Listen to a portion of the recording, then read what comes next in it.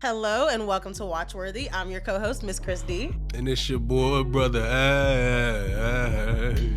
And I think Brother Ash has put it on his soulful voice because today we're talking about the docuseries STAX, Soulsville, U.S.A. This is about STAX Records that came up in Memphis, Tennessee in the 1950s and 60s. And as I said, it's 4 parts, so it was kind of long. So we're going to try to recap everything for y'all. And this is available on HBO. It came out in 2024. So if you like what you hear today, make sure you subscribe. Make sure you follow us on social and comment your thoughts below if you're watching on YouTube. But yeah, this episode is coming out during Black Music Month. So this is really such a great docuseries to get into if you want a little bit Black history and a little bit of music. We learned so much in this documentary. So I'm going to let Brother take it away. Let's get it. So let's go to racist Memphis, Tennessee in 1950s, where the only thing that's really important is white people, Elvis, and what else? I don't really know what Memphis was known for, to be honest. Like, I didn't know much anything about it. Elvis and white people, yeah. Yeah. Jim Stewart was working at a bank.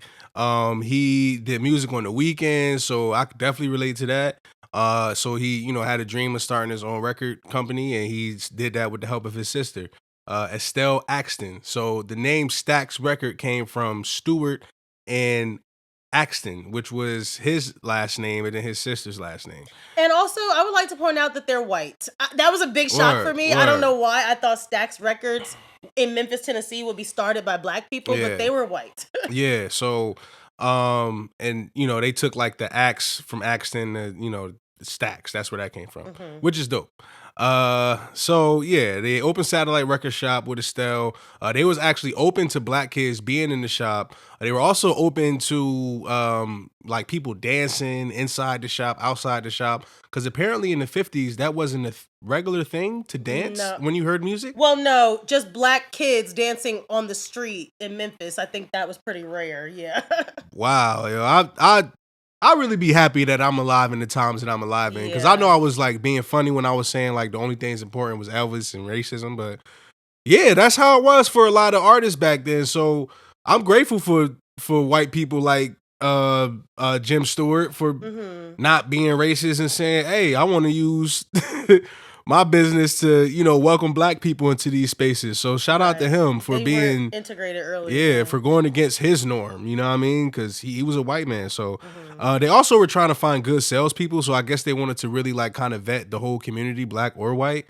So before the record shop, apparently a lot of people didn't really have interactions with white people, the Black people in Memphis. So, very separated, at that time. So STAX, it was a place where people could be integrated. Totally. So that's what's up.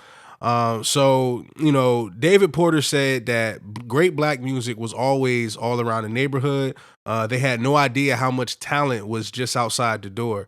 And Jim wanted to record country music. Red flag for me. Because if you're in Memphis and you're catering to Black people, but then they say, oh, I want to record a song, and you're like, nah, I only do country. You're not tapping into the talent right there. Yeah, so I mean, I was still early though. He, and he would tell you in the documentary that he didn't know a lot about business and the music business in particular. But he was somewhat of a sponge, I guess, a type of person that learned as he went. So yeah, Rufus Thomas worked at the only Black radio station at the time in Memphis. He was a singer and he played "'Cause I Love You." And he played that. It was by him and his daughter. And he played that for Jim, and I guess that changed his mind. You ever hear a Black song and you're like, oh, I like Black music now. So you hear something good and now you like, all right, so I get the hype. So then Jim goes and signed Carla and Rufus to the label, and David Porter and Booker T. Jones. So now they have about 3 artists. They're signing Black artists. They're going in a different direction. Grassroots people from around the way. So, it's the 1950s, it's the 60s is around the corner. Atlantic Records controlled Black music at the point. Ray Charles was an Atlantic Records artist. And it's funny though, because I'm a huge Ray Charles fan. And a lot of the artists, the young artists at the time in Stax Record, modeled their musicianship after Ray Charles. Right. I thought that was dope. Like a lot of rappers now might say, hey, I want to, be like J. Cole. I want to be like Lil Wayne. Ray Charles was their, role model back then. And Stevie Wonder was like right on Yeah, his tails. yeah. Like, So Carla and Rufus was signed by Atlantic via STAX for $1,000 advance. wow. And yo, that was big money back then. Yeah, she said that's like $1 million now. Yeah, So that was big money back then. So they had a song called G Wiz. And after G Wiz, Jerry Wexler wanted to meet Carla. Carla and Rufus couldn't even enter the lobby though. So red flag. So they literally like kids. And they have to like take the freight elevator, 17 years old. And you only at this hotel because of what your God-given ability is. And you gotta take the freight elevator to, go to this meeting about future business. And you got to think, for them, it's all about the music and everything at the time. But outside of their little music bubble, there was kids trying to integrate schools. There was Brown versus Board of Education. All this stuff going on at the same time. So, at the time, though, G Wiz was at like number 4. But unfortunately, Atlantic Records, not STAX. That's the thing with the red flag for me. Yeah. When you're signed to Atlantic... Well, you're signed to STAX, but Atlantic owns them, so Atlantic owns you. So it's not like you have a number 4 song. Atlantic has a number 4 song. So yeah, it kind of sucks, but Jim Stewart really hated the business side he didn't hate the business, and he even said he was embarrassed by them having to take the freight elevator. Jim was a very kind spirited guy. It felt like. So the music industry being as cutthroat as it is, with racism and just the climate of what it was back then, he went through a lot trying to advocate for his artists. Yeah. So through the business aspect, he said he didn't know a thing about contracts, which is not good. Red flag. Red flag. Red flag. I mean, I understand it's 1960 and you literally went from backwoods Memphis to starting a record label, but why would you get into a business you know nothing about? I guess there's people who do that all the time. Yeah, I mean, my hat goes off to people that at least had the balls to do something like that, because what good is an idea if you don't have the balls to do nothing with it? But, you got to start somewhere, but learning contracts is just something that you want to know if you're going to have to sign artists and shit like that. And that's not something I'm super sharp on, but we live in a different time. Like you have to know it now. You cannot say I didn't know. But I feel like back then it may have been a little bit more important to know it. Because they were definitely trying to get over those black people. So if they was trying to get over on Jim, a white man, imagine they didn't give a shit about the black people. Because if you don't know your shit back then, nobody can, intervene and really say like, oh, like this is how it's supposed to be done. It's so much shit that's being done for the first time back then. So if somebody telling you this is how it usually is, you don't have podcasts and artists that are coming back and telling you what happened after their first deal and after you've seen what happened on their reality show. Like, you know what I'm saying? Like, we kind of got to... the table's a little bit turned for us artists now. That's true. So anyways, it was no boss at STAX. And so nobody's really telling them what to play. Nobody organized them. This is really like just self-taught, jam sessions, low key. People just kind of musicians getting together and making these great songs. So they organized collectively Green Onions by Booker T. Jones and the MGs. It came out. It was just a jam session. And what's that song? It's like dun dun dun. Yeah. It's I can't even like remember the melody right now, but it's like a classic like movie song. Yeah, like, for me, this documentary was so watchworthy because they pointed out like all these classic songs that but you just didn't know that it was Booker T and the MGs at Stax Records, And even when they came up with the name MGs, it was because it was like a car outside with the license plate MG so or something. Random, 60s, just we were sitting around, had a jam session, somebody pressed record, and we had a hit single. Look, that's crazy. I promise you the best music comes from those type of experiences. Yeah. So after that song, they started to kind of get of an R&B reputation. So they went from only doing country music to now having this R&B kind of reputation. So you already see the business kind of, transforming into something pretty innovative. So now we're going to talk about somebody named Al Bell, and his focus was growth, airplay, exposure, getting the people out there, getting this new groundbreaking sound in Memphis. You know, because Memphis, we thinking Dolly Parton, we think, like I said, Elvis, Nashville. we Yeah, thinking nobody's even thinking Nashville. about Memphis. We not thinking about soul records, you know what I'm saying, from black artists. So, you know, Or I think at the time it was just Motown. That was it. Yeah. It wasn't nobody else. it was mostly Motown, and the other black artists that you would hear, like we mentioned earlier, were, Yeah. you know, from Atlantic and, you know, labels, different labels. But so they're trying to get the sound from, you know, Memphis to Philly to New York to LA, you know, the major cities. Otis Redding was their answer for Ray Charles. Amen. He said, "Y'all got Ray? Well, let me introduce you to Mr. Otis." Yes. Good old Odie. So Sam and Dave. They also had another act, yeah. So they were getting a couple acts now. Yep. So Sam and Dave, Isaac Hayes, and David Porter David Porter would end up being the producers, and go on and make hits like "Hold On, I'm Coming." Hold Now that on, one I know, yeah. I'm coming. And when you hear the emotion behind these songs, man, you can just hear, you know, black people in the 60s saying, just hold on. That's what I love. You know, I'm coming. Yes. You know what I mean? Like we if we stick together, if we just hold on. So Yes. the black radio stations obviously love STAX because the music is, you know, we relating to it. It sounds beautiful. We getting artists from different regions of the nation now. But the white stations were still playing Motown because it was quote unquote sophisticated. Red flag for me. Yeah, red flag. So black people, we could sing for you as long as we dress up as suits and we're not dancing too much. But look, I'm not faulting Smokey and Diana for what they had to do. Because that's what Berry Gordy wanted. He wanted all his artists to be buttoned up and cater to white people. And they wasn't singing "I'm Black and I'm Proud." That was STAX's job. So they were kind of told though, like they had to come up with crossover music. Yeah. I guess, you know, music that could, you know, appeal to the broad charts and not just the black people that, you know, work two jobs and are terrified of the cops, and that's why we got to hold on. You know what I'm saying? But I think that even today, black artists are still looking for that crossover hit. You know? Yeah. You want to be able to, you know, sell and appeal to everybody, but if you are artist, you really, what you want to do the most is express your art. So, you know, and STAX was all about allowing their artists to do that. Yes. So at the time, the UK only played 1 hour of pop.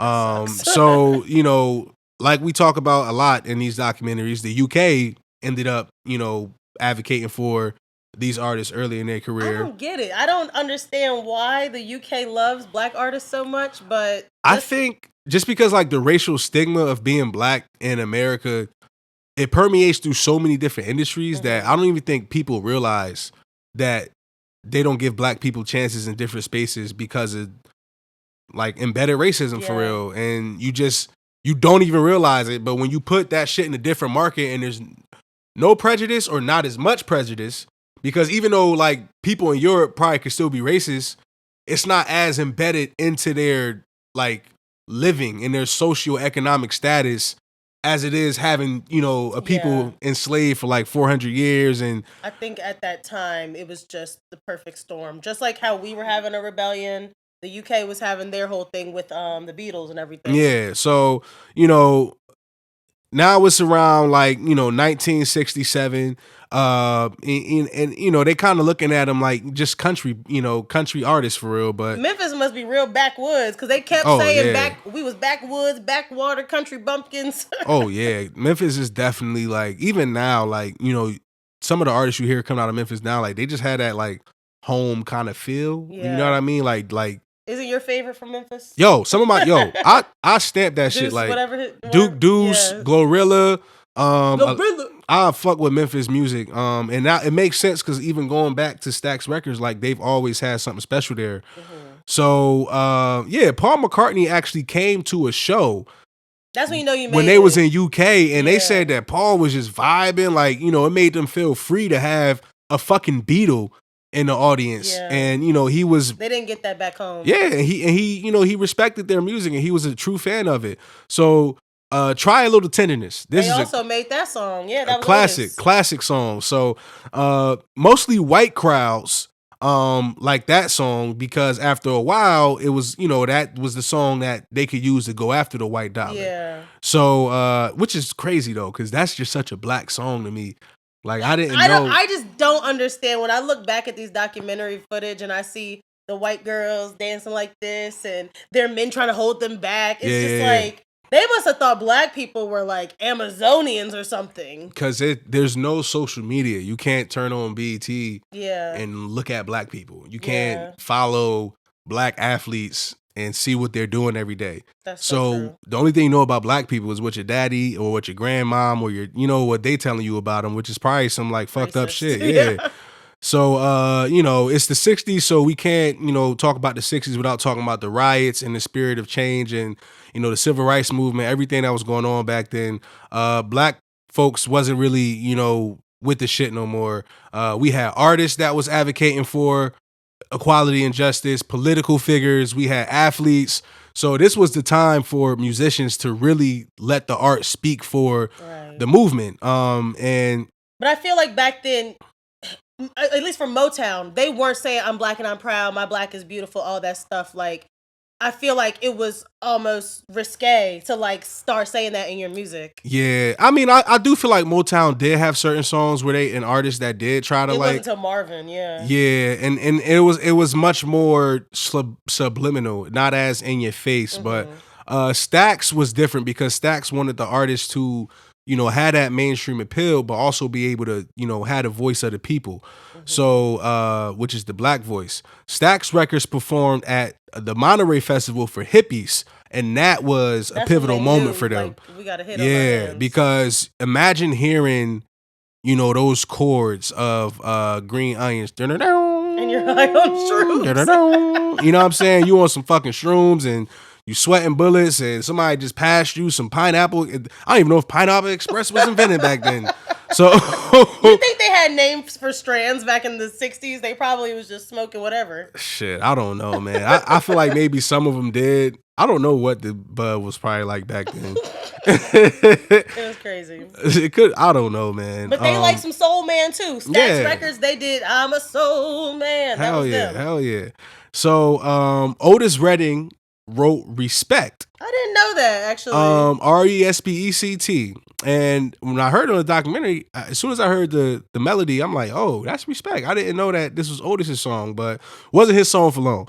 Aretha Franklin covered it, and that's the version that most of us know and love. No, nothing against Otis. He did great, but Aretha just... Yeah, that's her song. I could just picture her in the studio like, can you speed it up a little bit, honey, please? They sped that thing up, man, and, Aretha, she did what she did on that. And then there were the Bar-Kays. The Bar-Kays were like the little version, like the little brother version of the MGs. I can't believe they were like 15. The one guy said he was 14 years old. But I didn't believe it because of how they sounded. Yeah. But when you think about what it's like being 14 and, growing up seeing that. As a black man and a black woman, I'm sure you can relate. Like, you aged early. Yeah, you got aged a little quicker. Like, we were protected more. We didn't have to go through the stuff that our ancestors went through. But if, you're viewed as less of a man, if you always got to worry about, racism and shit like that ages you. And it does something to the spirit. And that's why we hearing these kids singing. They sound like grown ass men and women really going. Even Michael Jackson, young ass. Like Michael Jackson should not have been singing like that when he was 5 years old. It's like I don't know where that voice came from. Real heartbreak. Like so. Let's go to December of 1967. Otis Redding unfortunately died in a plane crash. It was only one survivor of the plane crash. Yeah, all the Bar-Kays were on the plane with him. They all died. So that was a tragedy. Otis was at a point in his career where he really started to smell the success, and his popularity was continuing to grow and explode. And when this happened, it was kind of like, oh shit, like it kind of just really, really shocked everybody. They said the one survivor. When people came to the hospital to talk to him, he was just like, he couldn't even respond. It was, they had a private plane and, it crashed over a lake, and It's given like our Kobe situation, but in 1967, Yeah. like a routine. He just got on his regular private plane and it went down. Yeah, that's wild. R.I.P. to Otis Redding and all of his family members. Just want to say thank you for the His music, Otis. legacy. Yeah, I didn't wow. even know Dock of the Bay was released after he died. So. Yeah, that was something that was very eerie because the way that song just kind of come sitting on the dock of the bay, Yeah. like he just in heaven, just looking down on this on the dock So of the sad. bay. Beautiful song, man. And when I think of Otis Redding, I always think of that good old So much Otis sample, talent, yeah, man. And that was like Stax's star, so they had to, gather themselves and move on. And we're also talking about Memphis, and it's 1968 at this point. So Martin Luther King Jr. dies, and that was at the Lorraine Motel where they said a lot of the Stax Records people used to hang out. Actually, I actually went to that hotel. You have been there? It's a yeah, it's like a museum now. I got to see that joint when I was a kid, and it's just crazy, like being there, like. Yeah. But for some reason, the black folks, I know what the reason is. This is supposed to be integrated, right? Stax Records is white people and black people jamming and hanging out. But the black people said they noticed nobody was talking about Martin Luther King Jr.'s death at work. Red flag for me, because y'all can jam with me, you can make music with me.